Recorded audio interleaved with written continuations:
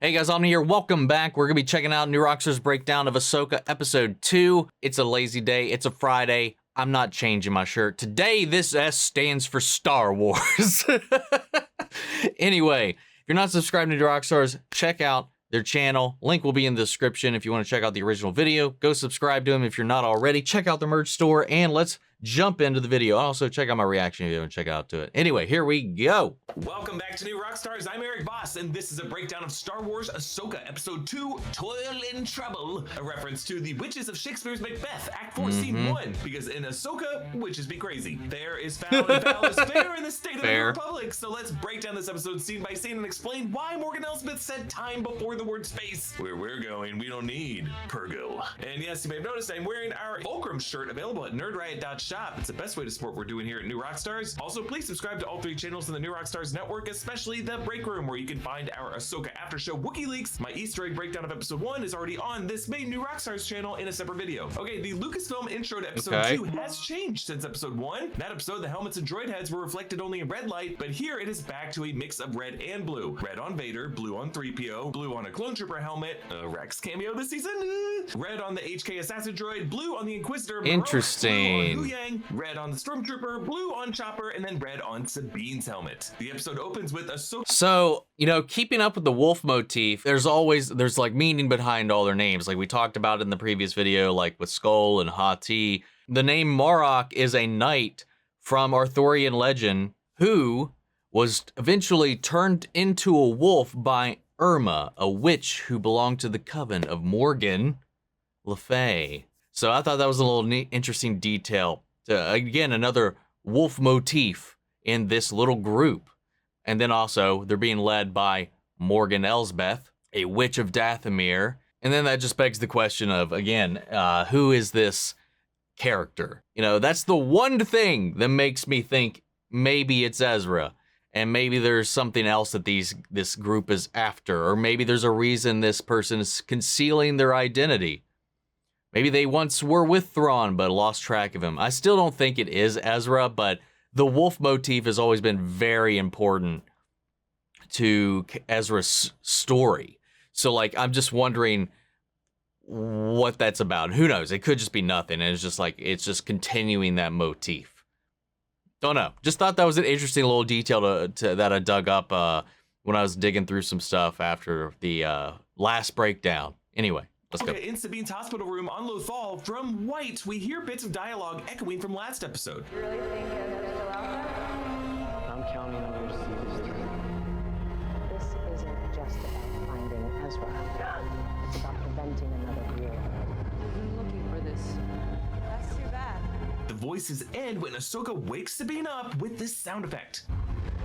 Sabine. After Sabine's defeat last episode and Huyang's absolute burying of her ego this episode, Sabine faces some major doubts in her abilities as a Jedi and her Force sensitivity. But her vivid dreams and the sound with which Ahsoka pulled her out of these dreams makes it seem like Sabine still has some unwieldy connection to some kind of mysticism. The Sith rule of 2 favors pairings, of course, reflected with the Master and Apprentice of episode 1's title, but episode 2 invokes witches. Bubble, bubble, toil and trouble, fire, burn, and cauldron bubble. And witches come in how many, Hocus Pocus fans? 3. So who are the 3 witches of Ahsoka? Perhaps Sabine's struggle with the Force, despite these mystic qualities, could actually give her a different status, a Night Sister. So our 3 witches of Ahsoka could be Morgan Elsbeth, Shin Hati, and Sabine Wren. Shin and... I think that's a bit of a leap. I mean, maybe, but like that's an interesting pull to go with for that, or what that ties into or alludes to. But again, if you go back to Lucas, and if you go back to even Qui-Gon in episode 1, all beings have the capability of communing with the Force. We all have the Force. It's just to varying degrees. Like, and it's just something that maybe some people are born with a stronger or higher affinity at, but anybody can work towards unlocking that or pushing that. You know, people may or may not have natural limits, but that connection's always there. And with these dreams and stuff like that, and who knows, maybe it's very latent. Even Huyang calls her out on it, and is like, hey, you're pretty sad compared to like even the worst of Padawans I've ever seen. But that doesn't mean it's not there. And even when he calls magic, this stuff like the Night Sisters do, this mysticism that exists in the world, that's still the Force. It's just a different way of manipulating it. It's just, I don't know. I feel like we're getting into semantics here, and this was a pull for a theory to fill out the video. Baylan are no longer Jedi, but they are something else. And these opposing natural forces could explain why Ahsoka and Sabine struggle to work together. It's not enough that Sabine is Mandalorian. She bristled with her House Vizsla lineage. Something else is calling to Sabine, and she could be revealed as part of the Night Sister ancestry. I'm just starting off with a reach theory this episode to alienate the Okay, at least he called it out. Like Orabesh translations like I'm a YouTube Huyang. Sabine reports. There were two galaxies, and then a pathway appeared between them. Where did the path in our galaxy begin? Yeah, Ahsoka leans forward, clearly having theorized on this path and this second galaxy in the past. The starter planet we learn is Seatos, where Baylan and Shin approach the Stonehenge-esque ruin with their Eta-class shuttle. Now, Stonehenge in our world was constructed sometime between 3000 BC and 2000 BC, and its original function remains up for debate by historians and archaeologists. Perhaps a burial site, perhaps something associated with astronomy. But the design of these ruins in Ahsoka clearly builds on that historical mystery, as this Seatos structure is clearly part of a star map, but when you compare it to the Arcana Night Sister ruins that we saw last episode, those were far more preserved. The state of these ruins indicates something even older, something more forgotten. You may remember the Jedi ruins on the planet. Well, didn't they say that this was like developed by like a race long before any of them or whatever? I thought there was some line from Morgan about that this array or whatever they're looking for is even more ancient than their order. Planet Tython from the Mandalorian episode The Tragedy. But I've always wondered if those Jedi ruins could have been built on top of something even older, because even the music Kevin Kiner composes for these shots makes us feel like we are peering in on a lost civilization.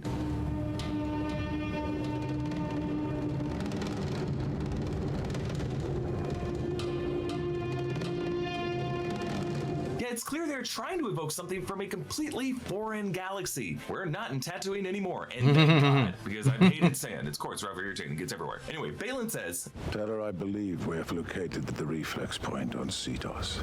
now, if Morgan Elsbeth was able to tell Ahsoka that the map sphere was on Arcana, how did she not know where the reflex point was? Was Morgan just unable to decode the map? This tells us something must be significant about Sabine and her insights. She was one who connected the three faces, and it really could just be because of a Night Sister connection with Morgan and Shin. Stop it. Stop it. I mean, if that ends up being the thing, kudos. Because that is nowhere anywhere close on my book. It's just as simple as someone needed to open it. Morgan couldn't solve the thing, let alone she never went to go get it. Obviously, she never even tried. It was still in its little sand pillar. So, like, she's never even looked at it. So you won't know where the reflex point is without having looked at the map. So now that it's unlocked, she could have just looked at it and be like, okay, this is where we got to go.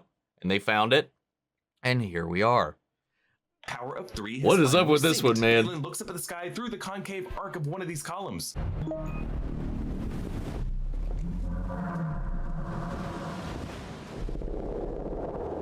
Yeah, that horn makes it sound like something is calling to him. Perhaps another whale call of the Purgo, since it is their path that he's gazing out at. Ahsoka force senses Sabine and Shin's duel from the night before.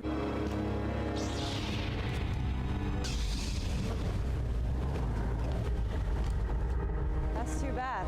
So this is called Psychometry, and it's a relatively new force ability that was introduced in Clone Wars episode Hunt for Zero, used by the Jedi Quinlan Vos, no relation, but I wish. And the Obi-Wan Kenobi series revealed that Quinlan Vos survived the Purge and traveled on the path of runaway Jedi. So who knows, maybe Ahsoka and Quinlan cross paths at some point.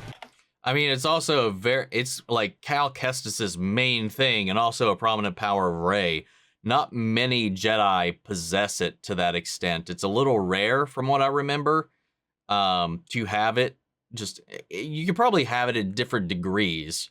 I don't think anybody's had it more vividly and expressively as Quinlan or Cal Kestis in the canon, but Yeah, it was something like I don't believe we've seen Ahsoka do up until now, but I could be wrong about that one. Sabine's Loth Cat regards Ahsoka curiously, as if appreciating those cat-like points on top of Ahsoka's Laku. And that lowering HK droid appears way earlier than I initially spotted it. He's in the shot right after Ahsoka lights up the Ezra hologram. As that Loth Cat did to warn Sabine, it now hisses at the droid here, and Ahsoka takes it down. Sabine dismantles his HK droid head, and I just really appreciate how heavy it seems when she rotates it on the table.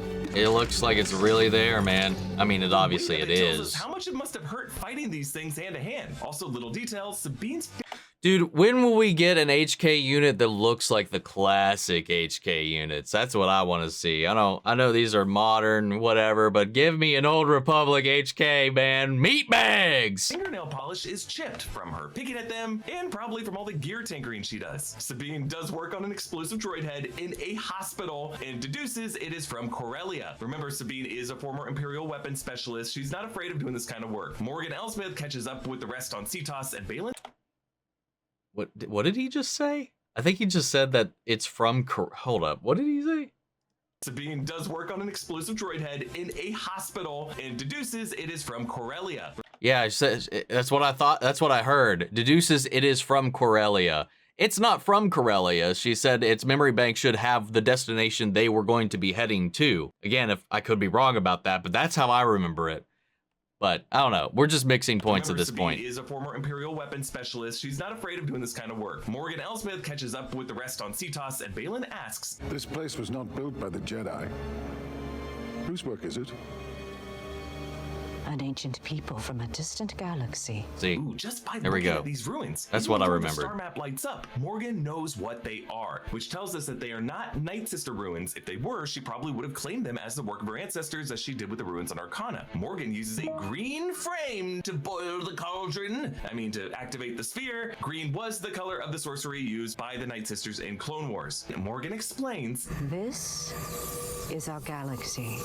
and then the star map appears around them. It looks so great. And she lines up another galaxy in a ring, and this ring, notice, is lined with Purrgil, the hyperspace whales. This tells us that this must be a kind of migratory path for the Purrgil. It's something that they're all destined to head back to. And this is where they whisk Thrawn and Ezra in the Rebels finale. Morgan goes on in my favorite line of the episode. That is our destination. The pathway to Peridia. Some call it that. The children at the Jedi Temple call it that. It comes from old stories. Fairy tales. Tales which are based on truths. So much to dig into here. The pathway to Peridia is a new thing in Star Wars lore. It sounds like it's a fairy tale that Baylan knew about from his days in the Jedi Temple, but Morgan is saying the legend was based on truth. And I love that she said this because it recalls an interesting line from Ahsoka in the crucial Rebels episode, Season 2, Episode 21, Twilight of the Apprentice, Part 1. There's always a bit of truth in legends. Truth in legends. In that moment, Ahsoka was affirming things like the legend of Mortis with the father, son, and daughter, real experiences she went through, as well as the legends of the Sith and the Jedi. But it was also a meta line from Dave Filoni that the Star Wars Expanded Universe stories, aka Legends, still bore truth. This line came months after The Force Awakens came out, after Disney's acquisition of Star Wars, and they recategorized so many stories as legends. But at this point forward, for Dave Filoni, that was really his mission with every Star Wars title, starting the next season of Rebels, Season 3, with the character of Thrawn, who you could say is really the best of Expanded Universe fiction from Timothy Zahn's novel starting in 1991. At this point, it had been categorized as legends, but with the return of Thrawn, he made Thrawn canon once more. Now, when we ask who built this star map, who built these ruins, there are a number of ancient civilizations in Star Wars lore we could look at that predate the Sith and the Jedi. Like the Grisk was a warring species from the unknown regions that threatened Thrawn's civilization, the Chiss Ascendancy, but I am betting that the ancient people from a distant galaxy that Morgan refers to are the Rakatans. So yeah, you the mentioned Rakata, that last, aka the Builders, last were video. An ancient amphibious humanoid species, the race believed to have invented hyperspace technology. As a force-sensitive race, the dark side corrupted the Rakatans and turned them into cruel warriors who enslaved every other species they came across, forming their infinite empire. The Rakatans actually came up in the Knights of the Old Republic game, which also involves star maps such as this. Dave Filoni and his team are clearly into Knights of the Old Republic. They keep bringing up references to Knights of the Old Republic details, like the Krayt Dragon and its giant pearl from the Mandalorian Season 2 premiere. We also know that Lucasfilm wants us to remember the Rakatans because they included Andor of all titles, this cryptic little Easter egg. It's a Quati signet. Blue Kyber, Skystone, the ancient world. Celebrates the uprising against the Rakatan invaders. The uprising against the Rakatan invaders. The moment the current ancient era of Star Wars civilization overthrew the Rakatan Empire. So with this detail in Andor, the Rakatans shifted from being an apocryphal Legends backstory to firm Star Wars canon. Yep. So my theory is that the Rakatans are the ones who built these ruins. The Night Sisters are a cult from that Rakatan era using dark sorcery predating the Jedi and the Sith, and the Purrgil are the species of whales that the Rakatans derived hyperspace technology from. We might be looking at a pathway not just through space, but through time, because Morgan says here, Thrawn calls to me. Across time and space. normally astrophysicists say space before time, space-time, according to Einstein's theory of relativity, which I recognize does not apply to the Star Wars physics, but in our world, according to the theory of relativity, gravity affects our perception of the passage of time, and time is a dimension theoretically navigable the way space is. This has been the basis of much science fiction and fantasy, including Frank Herbert's Dune, Christopher Nolan's Interstellar, and yes, George Lucas's Star Wars. And Morgan says time first, though. And I believe the reason this path to Peridia leads to one fixed point, when Thrawn as a living figure would presumably be able to move around in that galaxy wherever he is, the reason why it just points to one spot is that this path doesn't lead to a point in space, it leads to a point in time. And this wouldn't be the first time Star Wars touched on time travel, because in Rebels Season 4, Episode 13, Ezra Bridger ventures into the Lothal Jedi Temple and follows projections of the Loth Wolves through a portal to a realm called the World Between Worlds. It's a mystical dimension that connects the Force to all of space and time. The imagery of these rotating lines in the star maps in Ahsoka totally echoes what we saw in the World Between Worlds. In this dimension, Ezra hears echoes of many past Star Wars moments, and he revisits the moment that Ahsoka fought Darth Vader and Malachor back in the Season 2 finale. Our man alters history, just a little bit, or you could argue had already altered history. Now, Filoni developed the World Between Worlds, he says in conversations. Which, again, if that is the case, it had already happened. He has already done that in the future self, so all events are still locked. Any tempering or tampering that may happen through the World Between Worlds have already occurred. What we would perceive as the events of Star Wars that still happen as they do, just at the hand of interference. Because in the future, you've yet to do it, but your future self has already done it, so it's already set the timeline in place. Or he altered it. We don't really know how it works. With George Lucas, and he based it on the wood between the worlds in C.S. Lewis's Chronicles of Narnia. To be clear, Dave Filoni did tell Cinema Blend in 2018 that they destroyed the temple at the end of that episode because they didn't want this to be like an ongoing trope in Star Wars. Here's what he said. I don't really think of it as time travel. It's not really a thing where you go through one door and out another in a different time. The World Between Worlds is really about knowledge and gaining knowledge. As the Doom Wolf says, what's in there is knowledge and destruction. You can gain knowledge of the future or futures that may happen, and you can see things that happen in the past. You can at times choose to alter them, but it is perilous to do so, and when you alter something, you don't know if that's not the way it always happened. So destruction is the other half of what's in there. When you go through these doorways, you're in peril of destruction because you're missing all sorts of things that would have happened or things that would have happened otherwise, you know. So it's a dangerous game, but it's not something we are here going in and out of different doors. It's an extension of the Jedi's ability to perceive the future and the past as described in Empire Strikes Back. Yeah, okay, Filoni, but it's still pretty much time travel. It's just hard to look at this show with its wolf motif. Skoll and Hati, the Norse mythological wolves who chase the sun and moon across the sky. The Knights of the Old Republic star maps. The mentions of ancient civilizations, and Thrawn speaking to Morgan through time, and not conclude that there might be some connection to the World Between Worlds. And this is all too much for you. We are in the middle of a Rebels rewatch series on the new Rockstars channel. Be sure to check those out and keep an eye out for our breakdown of Season 3 and Season 4 that are coming in the next week. One more detail I gotta point out here. As Morgan listens to those whispers through time, it does sound like the whisper says the word Morgan. So is Thrawn part of the Night Sisters himself, or is there another acolyte of Thrawn's, wherever he is, whenever he is, who is calling out to Morgan? As Morgan leaves, Baylan tells Shin that once they find Thrawn, for some it will be war, for others a new beginning, but for them, power. Such as you've never dreamed. Baylan's objective is beyond the Rebel versus Empire conflict to the present generation, beyond the Sith or the What Jedi. if he's after the World Between Worlds, or whatever this location is? The ages. Okay, on to Corellia, which has an atmospheric gate similar to the... Because I've been trying to think about like what he means by that. What power could he be after, and what it could very well be that. I don't know. Planet of Scarif in Rogue One, the surface of Corellia is covered in water with industrial interlocking docks and pathways. We actually saw Corellia from the street level in the opening sequence of Solo, a Star Wars story. That's where Han Solo got his start. I like how in the pods below, you can actually see vast Imperial Star Destroyers in various states of deconstruction, the back parts of their triangular shapes still visible. Ahsoka parks the T6 beside the Phantom II. This is a detachable shuttle that connects to the Ghost, the primary ship in Rebels. Regional Supervisor Min Weaver is played by Peter Jacobson, longtime character actor, best known as Dr. Chris Taub on House MD. The Ghost Crew's astromech droid Chopper sits in the droid port of the Phantom II. As was the case in Rebels, he is voiced here by Dave Filoni himself. As before, whenever Chopper talks, it's clearly Filoni uttering something that's been distorted, and here it kind of sounds like, "Watch your step, Ahsoka." This is the first time we've seen Chopper in live action, other than when they rolled him out on stage at Star Wars Celebration in 2022. Unlike other astromechs we've seen, his head dome can kind of wobble compared to R2-D2's that can only rotate laterally. This gives Chopper a bit more zaniness and sass. He's talking shit. So Weaver explains to Ahsoka and Hera that most of Morgan Elsbeth's pro-Imperial staff still work at this facility. You will still find ex-Imperials at every level of the New Republic government. He goes on to say, the average worker doesn't care about the nuances of galactic politics. They have loyalty so long as they're paid. And you? I'm a businessman, General. My loyalty is to my investors.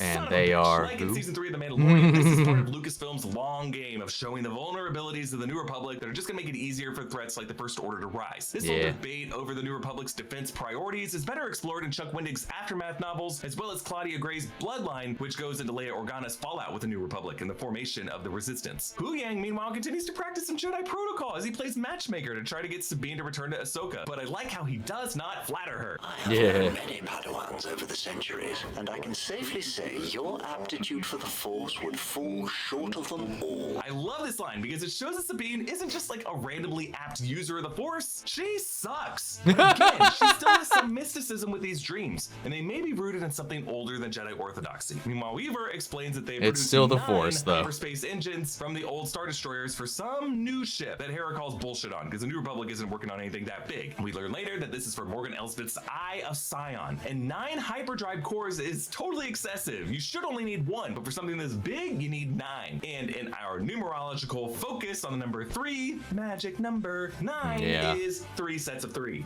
Weaver says General Syndulla isn't authorized to see what projects these drives might be used for, and he reports the only droids they have at this facility include CCLs, IW-37s, HV-7s, and other load lifters, which are all loading droids that we've seen in Star Wars before. But the protocol droid totally rats out her boss that she saw an HK droid and it recently prevented her from inspecting inventory 5 days prior, and these red-suited neo-Nazis say, yeah, I guess now's a good time to make a move. For the Empire!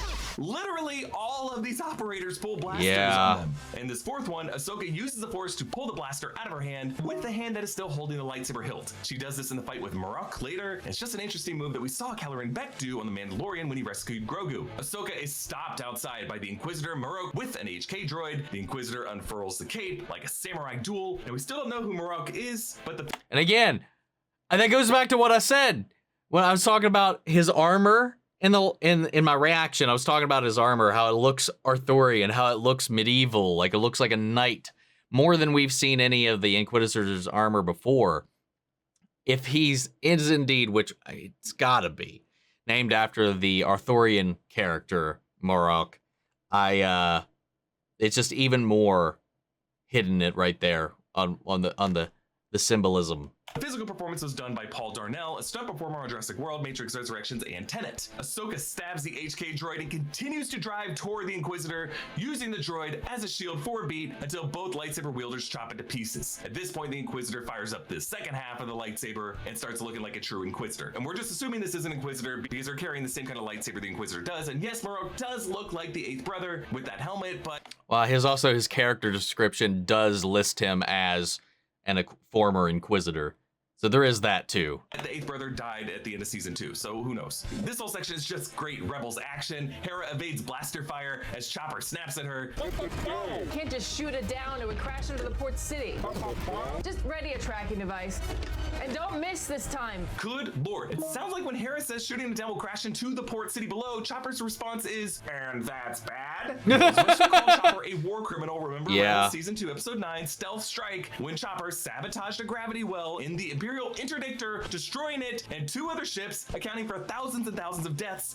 Don't tell me it was wartime. Don't compare it to Luke destroying the Death Star. This is totally different. There were other ways Chopper could have handled this. And you just cannot ignore all the times he was a little stinger. I get it. Calling Chopper a war criminal, you would have to call many of these characters war criminals. But none of them are as mean and as stinky as Chopper is. Though, that's accurate. Here, his first instinct was to try to kill Ezra. Imperial sympathizers. So, you know, I guess I can't really blame him. Chopper snaps at Hera.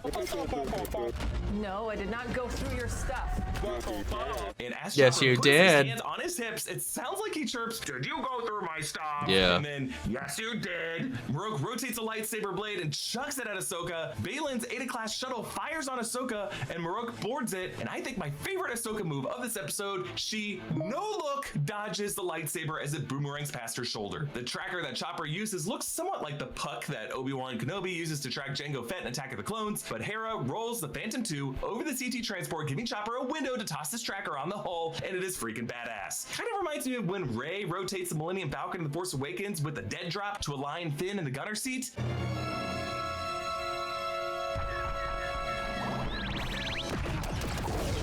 Look, I know some of you want to pretend the sequel trilogy didn't happen, but come on, this was sick. Chopper does a fist bump and then flexes his droid arms. He's a war criminal. Back on Lothal, Sabine gives her Lothcat a well-earned scratchy scratch for saving her and Ahsoka's life, and Sabine digs out her old Mandalorian armor that she wore throughout Rebels. One pauldron with a Rebel crest, one pauldron decorated with a Purgle, some chest pieces, and then 2 wrist band braces that were given to her by the Mandalorian protector, Ben Rao, in Season 3, Trials of the Darksaber. Now, this painting of the armor is actually what we saw Sabine wearing right at the end of the Rebels series. The paint job on the armor was different throughout most of the show. We see Sabine kneeling in front of her helmet and using a knife to cut her hair. Kanan Jarrus does the same thing in Rebels Season 4, Episode 10, Jedi Knight, shaving his beard and cutting his knot with the knife. Does this mean Sabine could be headed to death? Maybe, maybe not, because Sabine would always keep her hair short before, because her head or scalp would get hot underneath that Mandalorian helmet, and now she's back in the armor. Hera and Ahsoka watch Weaver arrested by the New Republic officers with ships marked with police and Orbesh, and Ahsoka says, it's not loyalty.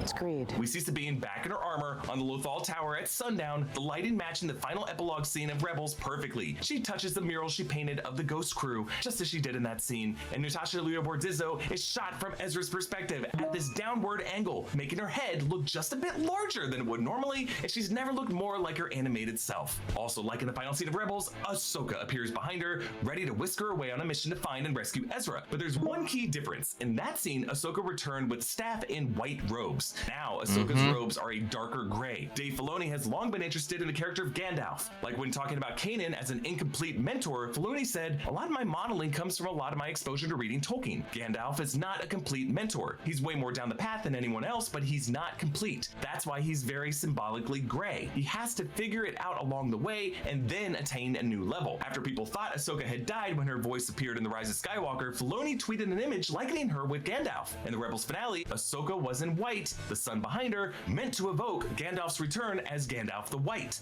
But now, Ahsoka in gray suggests a reverse of that transformation. She's less of the enlightened, perfect mentor, and now she's more of an uncertain gray Jedi. But that uncertainty is where she needs to be for the road ahead. Ahsoka allows Sabine to take them out to hyperspace, calling her Padawan. And I don't think we're looking at a Jedi Master and Apprentice, but something in between. So this episode ends with the Eye of Sion, in orbit over Seatos in the Denab system. Its 9th hyperdrive core plugs into this vast ring.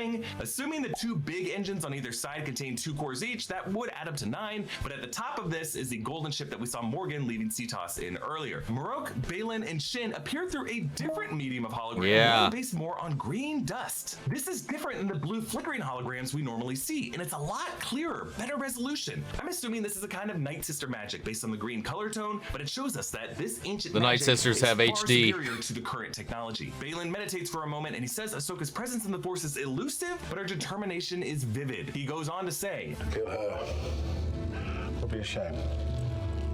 There are so few Jedi left. Sentimental. Truth.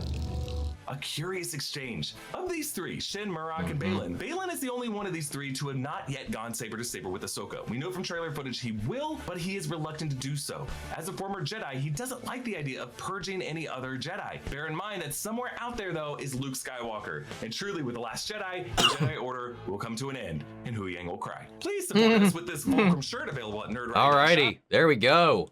It's an interesting like series of like just these little details sprinkled throughout. You know, obviously the number 3, the wolf connections, all these little nuggets sprinkled, just expertly just planted in there, these seeds for what is to come later.